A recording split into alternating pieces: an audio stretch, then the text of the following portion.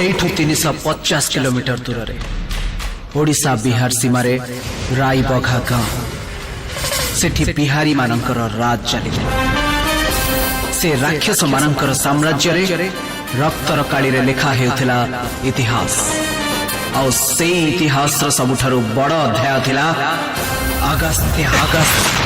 अगस्त्य को आम दल रे शामिल कलु खाली दोस्ती पाई ना आम गैंग रे मिसी आम लगे काम करिया पाई मते लागुची से किछि कर परबनी 10टा निश रखिथिबा फंपा टोका अपेक्षा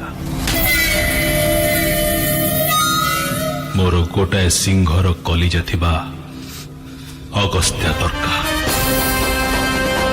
सी एमिति गोटाए पाउंश तलर निया